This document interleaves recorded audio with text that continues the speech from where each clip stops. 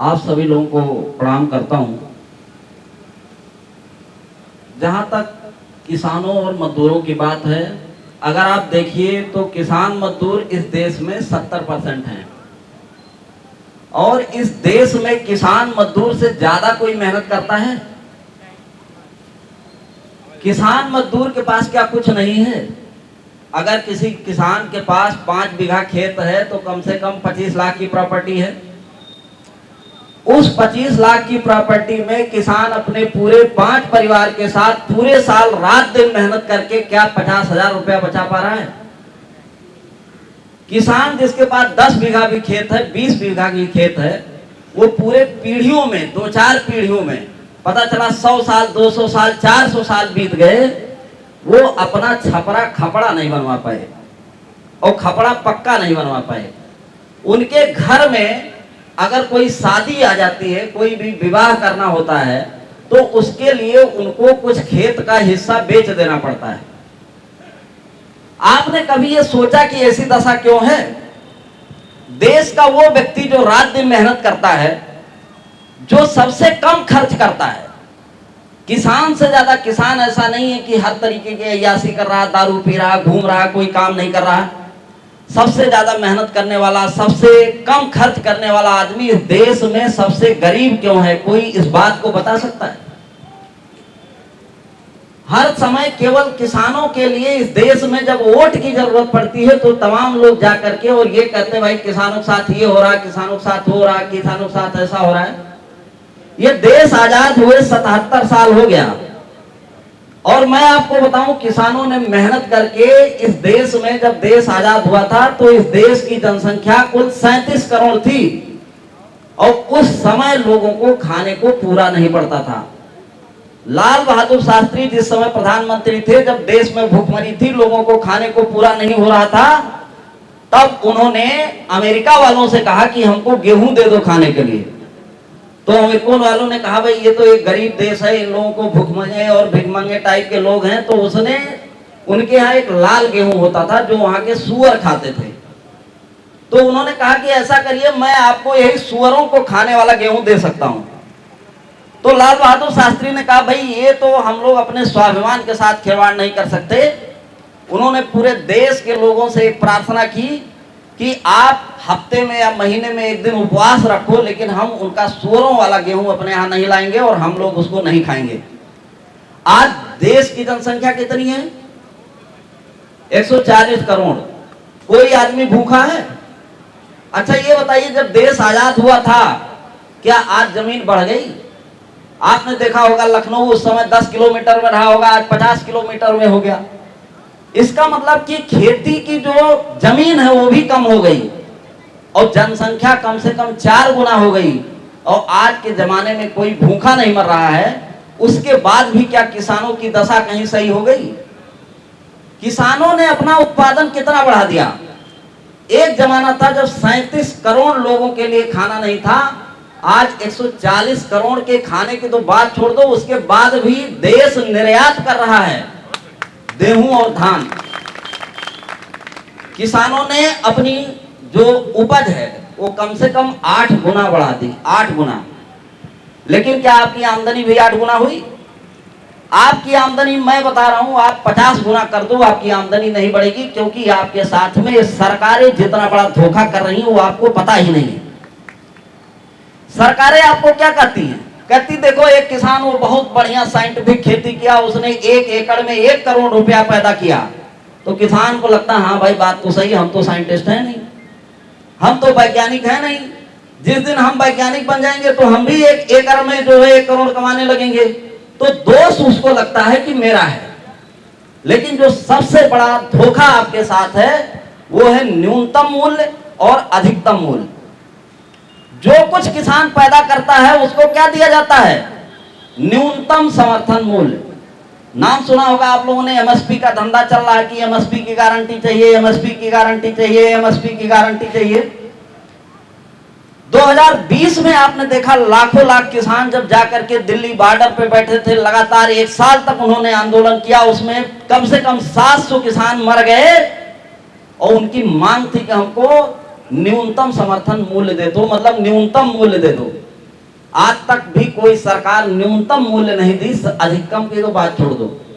आप कुछ भी खरीदने जाते हो तो आपको कितने में मिलता है? अधिकतम मूल्य में मिलता है। आप कहीं भी पार्ले जी पानी खरीदने जाते हो, 1 लीटर पानी प्लास्टिक के बोतल में 6 महीने से सड़ रहा जो पानी होता है वो कै रुपए मिलता है आपको? 20 रुपए में। क्या लिखा रहता है उसके ऊपर? अधिकतम मूल्य। 1 लीटर पानी इस धरती पे 2/3 पानी है, जहां खोदो 10 फीट वहां पानी है। उसके बाद भगवान ऊपर से 4 महीना पानी बरसाते हैं, उसके बाद वो 6 महीने से सड़ रहा प्लास्टिक के बोतल का पानी कै रुपए में मिल रहा है आपको? 20 रुपए में। अच्छा ये बताओ, 1 लीटर पानी पैदा करने में 20 रुपया लगा हुई? नहीं। कितना लगा होगा? 2 रुपया। 2 रुपए पानी वो कै रुपए में बेच रहा है? 20 रुपए। 20 रुपए। और जो किसान का न्यूनतम मूल्य बताया जाता है वो होता है उसकी लागत। अगर सरकार ने बताया कि गेहूं का न्यूनतम मूल्य 20 रुपया है, इसका मतलब 1 किलो गेहूं पैदा करने में हमारा 20 रुपया खर्चा हुआ है। अब हमारा जो 20 रुपया खर्चा हुआ, हमारा बिकता कितने में है? 18 रुपए। क्योंकि भाई कोई भी जो खरीदने आता है वो कहता भैया रेटवे 20 रुपया बांटे, तो 20 रुपए में खरीदा तो हमें कौन फायदा हुई? तो अब कुछ छोड़बो कि नहीं? तो सब कहा था चलो भैया 18 में ले जाओ। तो उसका लगा कै रुपया है किसान का? 20 रुपया। और बेच कै रुपए में रहा है? 18 रुपया में। तो आपकी पीढ़ियां मर जाएं, आपकी पीढ़ियां खत्म हो जाएं। आप अभी 8 गुना पैदा कर रहे हो ना, आप 800 गुना पैदा करो, कभी भी आपको एक भी पैसे का फायदा नहीं होना है। क्यों? क्योंकि आपको न्यूनतम मूल्य दिया जा रहा है, आपको कम से कम मूल्य दिया जा रहा है। और जो लोग इस देश में प्लास्टिक को जहर कहते हैं ना, और प्लास्टिक के बोतल में जो 6 महीने सड़ा के मतलब जहर बेचता है, उसको क्या दे रहे हैं? अधिकतम मूल्य। आप दारू खरीदने जाओ, सरकार दारू कैसे बेचती है? अधिकतम मूल्य में। जो जहर बेच रहा है उसको दे रही है अधिकतम मूल्य। जो सिगरेट बेच रहा है वो किस में बिक रहा है? अधिकतम मूल्य। जो आदमी गुटखा बेच रहा है उसका क्या मिल रहा है? अधिकतम मूल्य। मतलब मैं आपको शराब बेचूं, मैं आपको गुटखा बेचूं, मैं आपको जहर बेचूं, तो मुझे क्या मिलेगा? न्यूनतम अधिकतम मूल्य। और मैं अगर आपको धान बेचूं, आपको गेहूं बेचूं, तो हमको क्या मिलेगा? न्यूनतम मूल्य। न्यूनतम मूल्य से भी कम। तो हमारे जो हम लोगों की मांग है, इस बात को समझिए। हमारा ये मानना है कि अगर हमारा न्यूनतम है तो इस देश में जो कुछ बिके वो न्यूनतम मूल्य पे बिके। अगर हमारा तुम ये बताते हो कि 1 किलो गेहूं पैदा करने में 20 रुपया लगा है, तो आप ये भी बताओ ना 1 लीटर पानी पैदा करने में कै रुपया लगा है? तुम ये भी बताओ ना कि ये गाड़ी बनाने में कै रुपया लगा है, ये घड़ी बनाने में कै रुपया लगा है। जब जिस दिन अगर मान लीजिए हम अपना 1 किलो गेहूं 20 रुपए में बेचेंगे, लेकिन अगर हमको पानी 1.5 रुपए में मिले जिसकी लागत होगी, तो हमें कोई दिक्कत होगी? लेकिन हमारा 20 रुपए गेहूं तुम लोगे 18 रुपए में, और अपना 2 रुपए पानी का रुपए में दोगे 20 रुपए में। और सिनेमा हॉल वाले तो 25 रुपए लेते हैं, कहते 5 रुपया ठंडा कराई। इस देश में पानी 20 रुपए में बिक रहा है। ये बड़े बड़े अधिकारी, बड़े बड़े नेता, बड़े बड़े विधायक, बड़े बड़े मंत्री, बड़े बड़े प्रधानमंत्री, राष्ट्रपति, क्या ये अंधे हैं? इनको ये बात नहीं दिख रही है?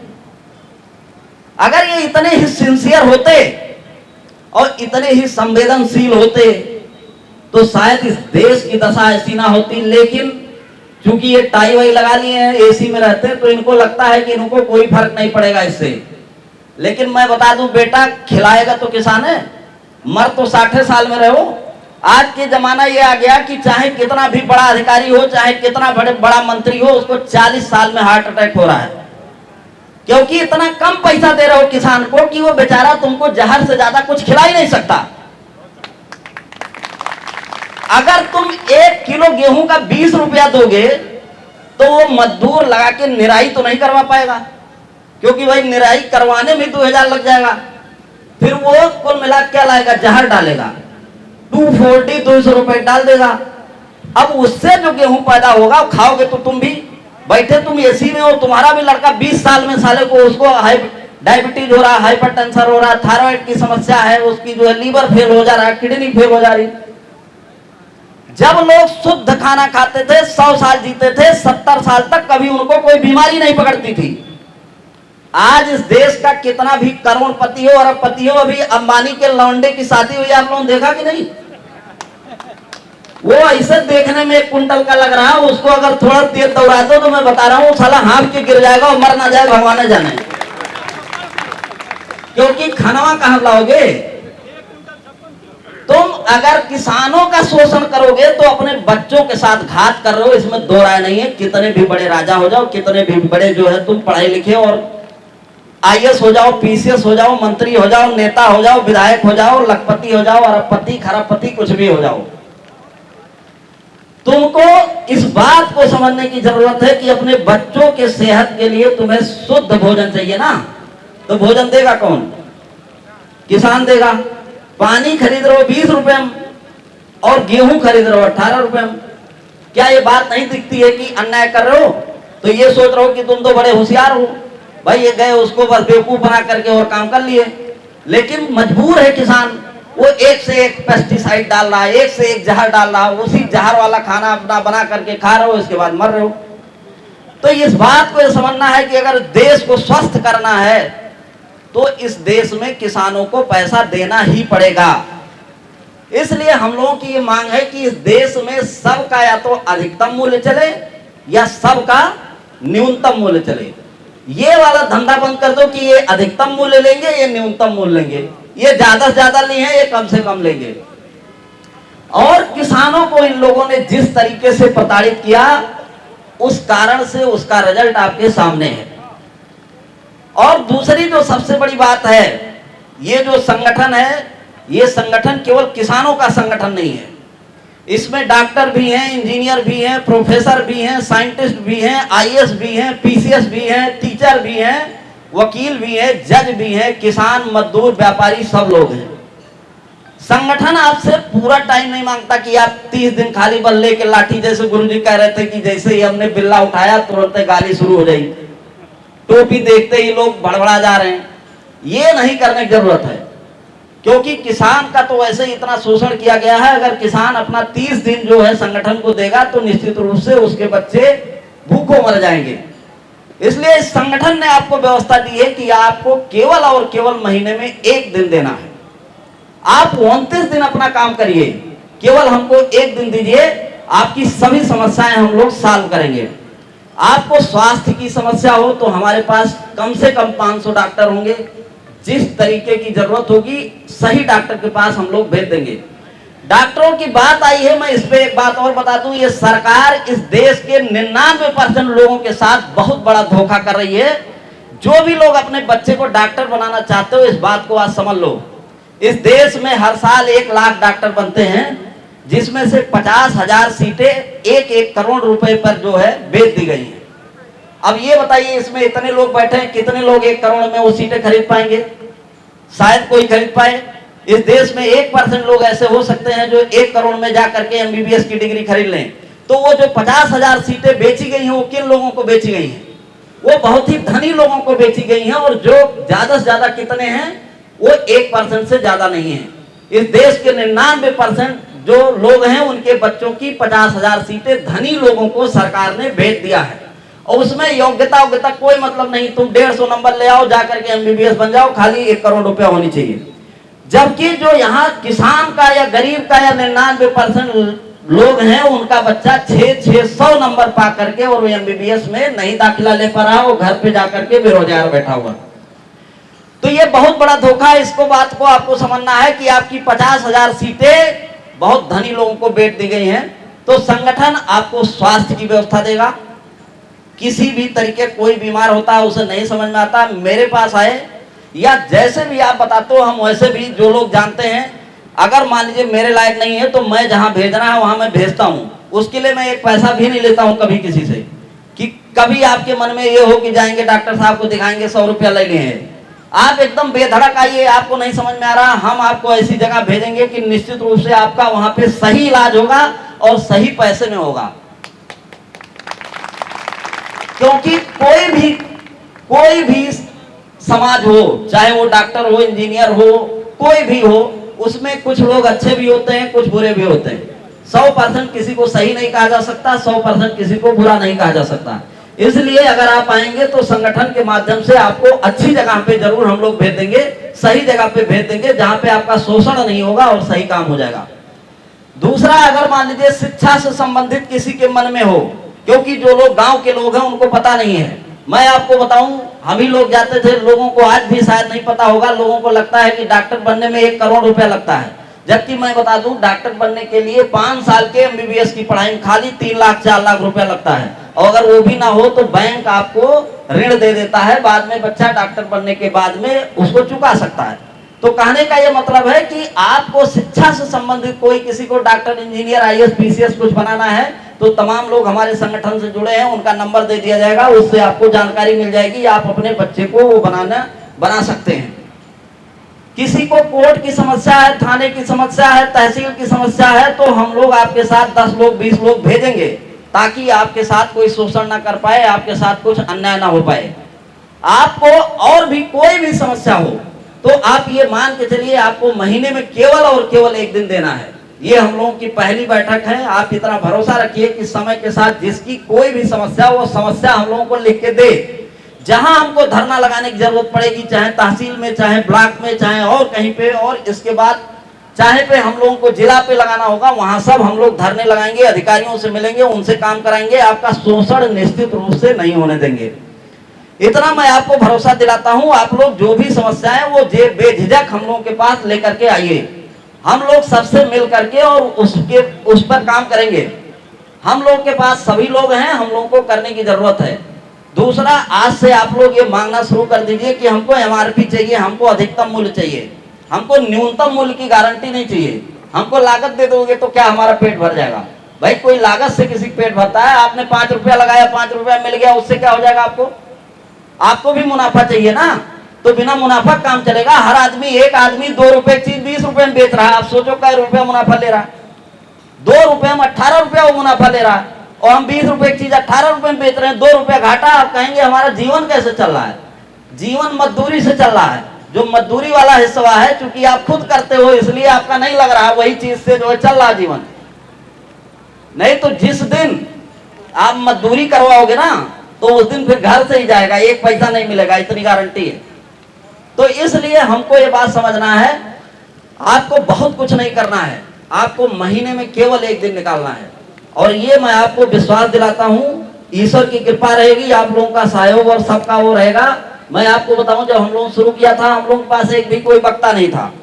अभी बहुत से ऐसे वक्ता हैं जिनको ये है कि चूंकि समय बहुत कम है हम लोगों के पास, इसलिए हम लोगों ने उनको रोक के रखा हुआ है। नहीं तो अभी सामने बहुत वक्ता बैठे हैं और पीछे भी बहुत वक्ता लोग बैठे हैं। मैं ये चाहता हूं आप आइए, आप खुद बोलना सीखिए, आप आइए और आप मंच लीजिए, आप आइए और यहाँ खड़े होइए और आप बोलना सीखिए और लोगों का जो है आत्मविश्वास बढ़ाइए, उनके साथ जाना शुरू करिए। आप ये कहिए कि कुछ नहीं, चलो ठीक है मैं चलता हूँ, या मैं आपको बताता हूँ, आप समस्याएं दीजिए, अगर आपका निराकरण नहीं होगा तो आप बताइएगा। रिसेंट में बहुत लोगों की समस्याओं का समाधान किया गया है। अगले मान लीजिए जो मासिक बैठक होती है हम लोग, उसमें आप लोगों को हम सामने ही खड़े करके लोगों को बताएंगे भी कि किसका काम कैसे हुआ, क्या हुआ।